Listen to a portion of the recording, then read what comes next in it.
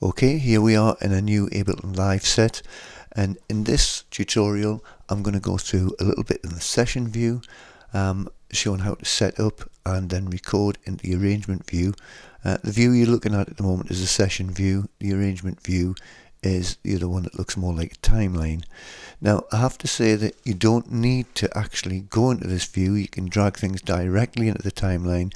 The reason why I'm showing you this is it's a really good place to experiment with things, and it's also very easy to transfer the information into the timeline.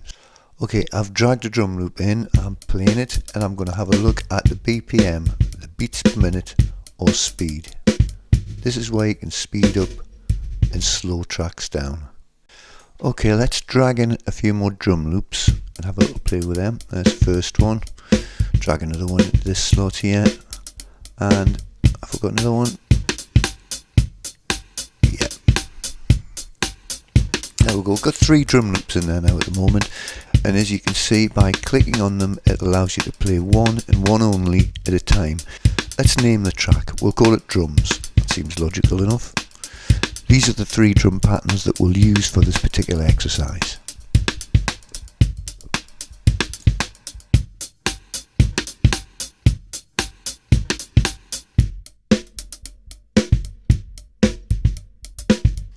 Right, let's find a bit of bass.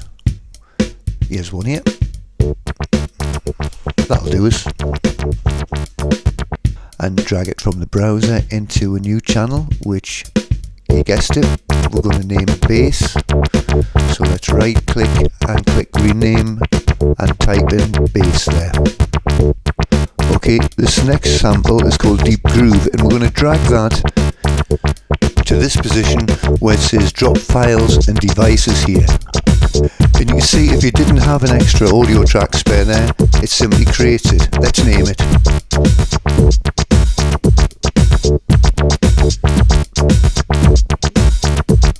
And do the same with the synth.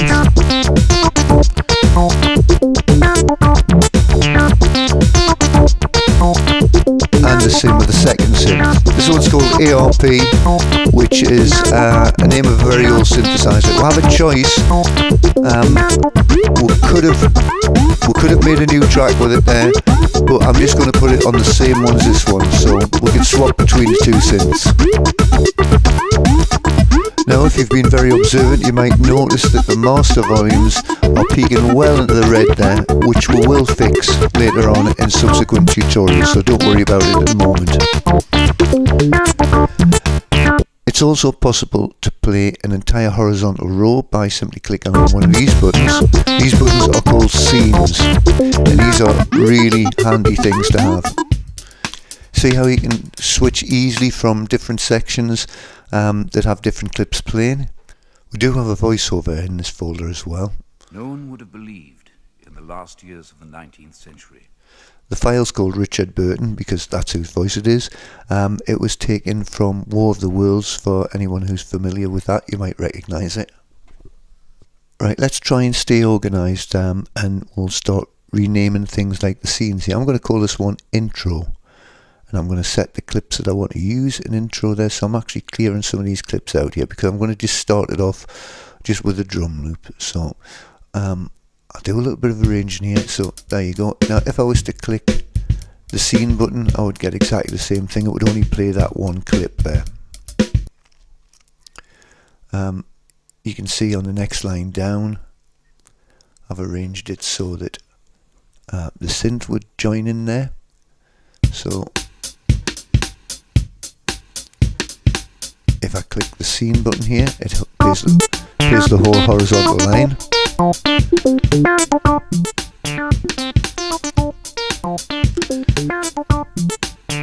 So this is a great way of just experimenting to see how different sounds work with other ones without having to do any major edits. You can just simply click on and off clips, and if you like what you hear, then it's very easy to arrange them like this before you put them into the timeline.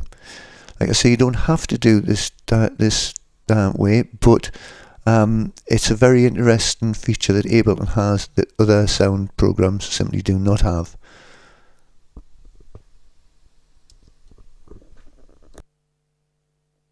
Let's name this is what we'll call it, drums plus synth. So make them sort of quite descriptive, you know. I'm going to spin forward a little bit in the video here to where I've reorganized some of the clips, and then we'll see how we can play them.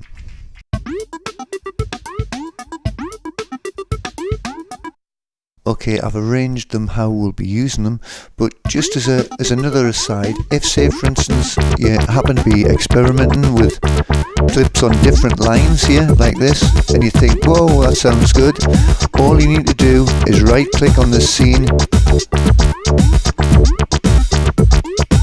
and capture the new line there. Even without stopping the machine, it inserts it in as a new line that you can then play. Right, I'm going to undo that and just get rid of that one line there, because we're not going to be using it particularly in this tutorial, but it is a very, very good feature there, so it's good for you to know how to do that there. Okay, let's play with the files that we've got and record it into the timeline. So we'll click record up here, and once we've done that, I've got a clip all ready to go. It'll count in, and that is now recording into the timeline. So let's click on one of the scenes here. So we'll have this one next. Okay, what about this one next? You can sort of see how it's building up a bit here. And a deeper groove on the drums there. Then we'll have a little breakdown session coming up here. And then go back to the main groove, I think.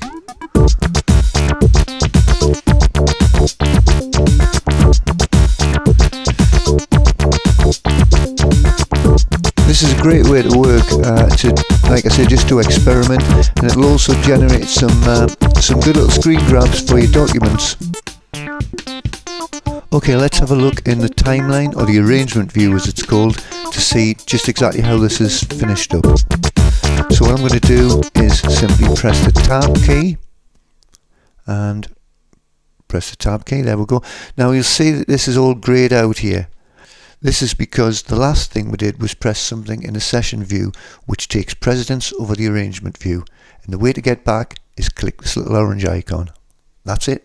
Now we've got focus in this particular view, and you can see exactly how it's recorded there. It's recorded everything I've done. While I was doing it, I actually even adjusted a few volumes, and it adjusted that as well. So let's play it back and see what we've got. Or let's play a little bit of it back. You can see there's the synth coming in there, and now we're just about to come into where the bass comes in. There we go. You can see it all happening. And of course now you're free to edit as much as you like within the timeline view. So like I say, you could have come direct into here, but you wouldn't have had the opportunity to have played around in the experimental area, which is the session view. Once again, this is the arrangement view, the other view is the session view. That's the two main views in Ableton.